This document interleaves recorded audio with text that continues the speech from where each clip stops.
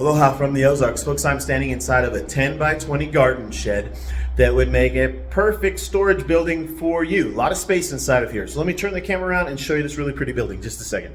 Okay, I'm gonna stand over here in the corner and just scan around the place. Okay, this one has 3 windows in it. They're 2 by 3 single pane windows. And right here's your double wide barn door. That's a 72-inch double barn door, okay, 72 inches wide.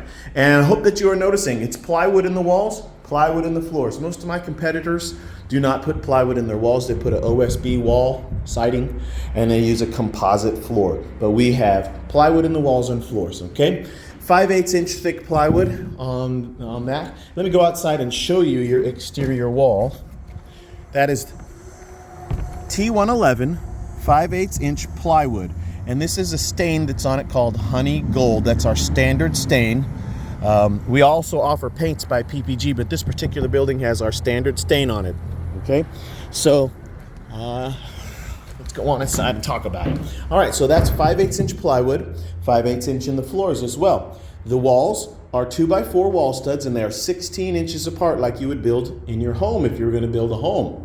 All right, a lot of my competitors space their 2 by 4s further apart. That means they use fewer 2 by 4s in the wall. But the more 2 by 4s in a wall, the stronger and sturdier the wall is. And what I want you to notice is that every third wall stud is actually a double reinforced wall stud, or every 4 feet.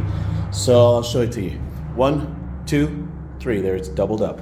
1, 2, 3, and there it's doubled up. So everywhere we go in our walls, every third wall stud is doubled up, double reinforced. Okay, that makes for a really strong and sturdy wall. Next thing, window frames and door frames are double reinforced also. So there's double reinforced window, double reinforced door. Okay, I want you to pay attention to that, because as you're shopping it around and you're looking at other companies, look at their window frames. A lot of them only do a single reinforced 2 by 4, and same thing on their doors. That means the building, when it's brought to you, because it's portable, the windows and doors can shift, which means they won't open and shut properly. All right, these will.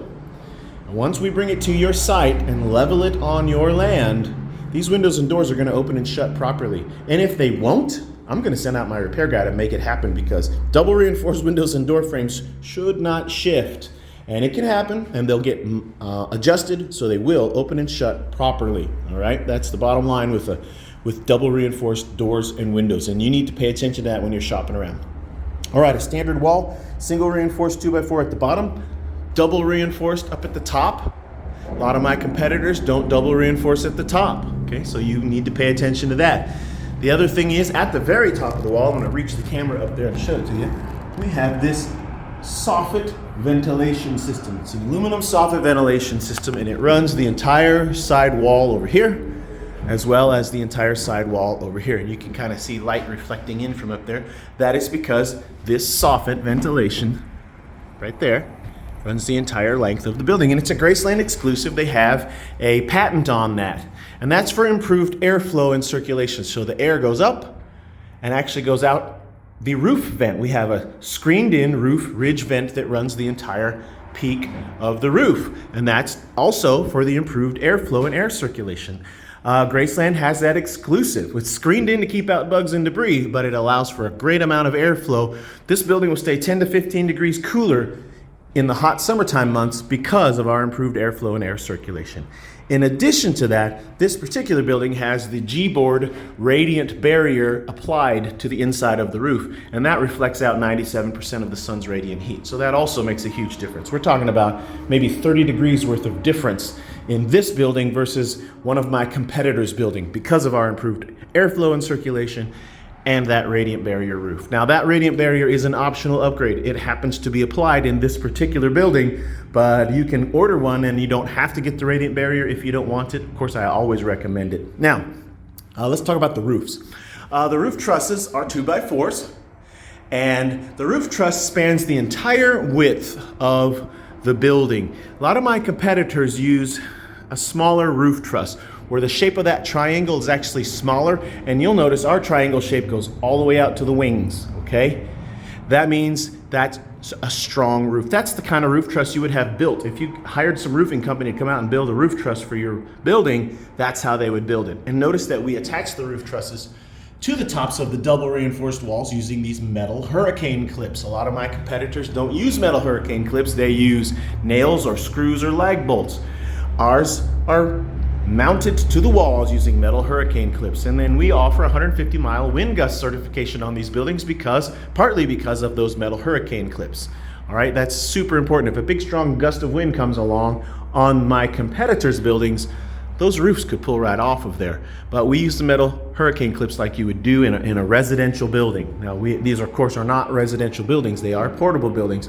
But I wanted you to see and notice the difference when you're shopping around. Pay attention to those things, all right? Our roof trusses span the entire width, and we have the metal hurricane clip. Okay, the roof is 7/16 OSB roof decking instead of little 1-inch wood slats that are spaced apart. That is a complete sheet of roof decking all the way across this roof.